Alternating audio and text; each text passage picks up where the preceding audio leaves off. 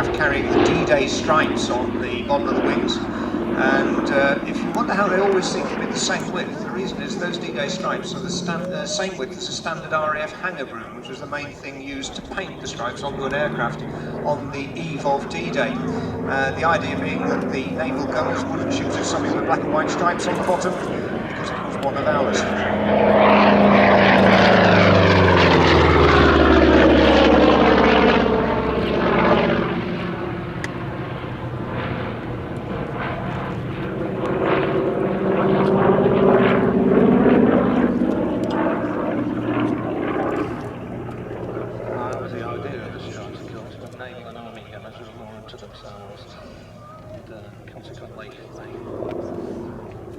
Let's say they were of questionable value. As Steve was saying, applied with a broom, so the very neat black and white perfect stripes you see here were not what actually happened during the war. They were just sort of slapped on.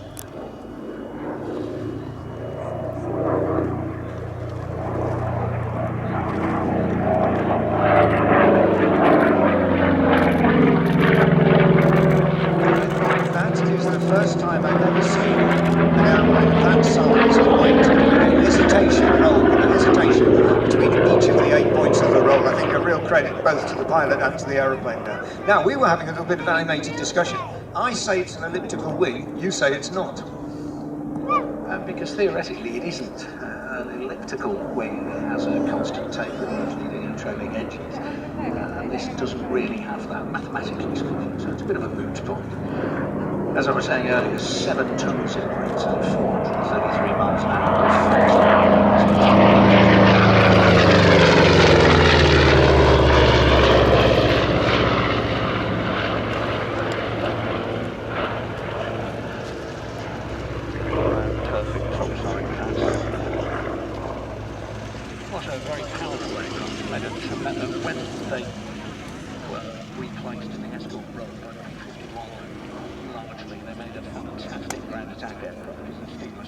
Very, very tough airplanes. But 8 50 cal machine guns with 3,400 rounds and up to 2,000 pounds of bombs.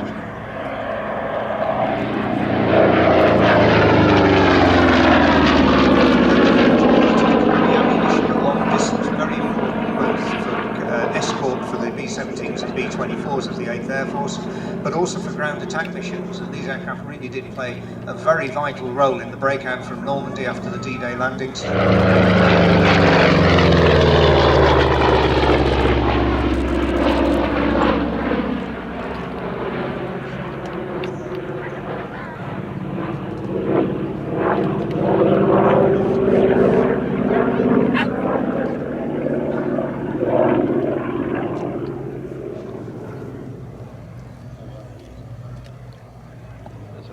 Tremendously powerful with the 850 cal machine. 50 cal was one of those tremendous guns, one of the weapons that won the war actually to the ground.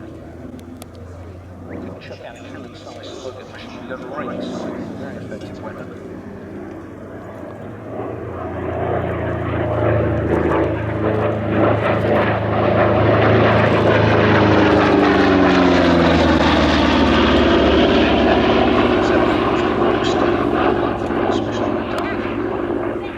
£500 of bombs into the wings. The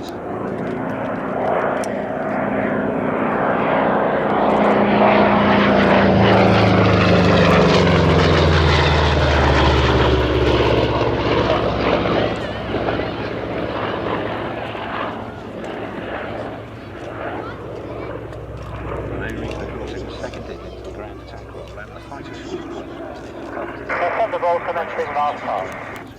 Thunderbolt, roger.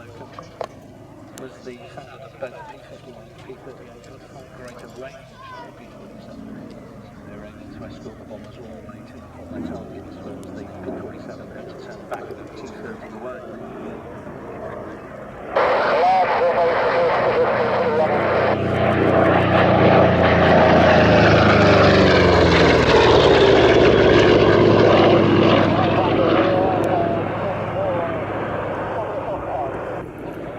Famous P-47 pilots based in the United Kingdom was Francis Gabby Gabreski, who once said of it, it was the most fantastic airplane to fly. So, ladies and gentlemen, opening the display today, the P-47. Thanks to Pete Kinsey.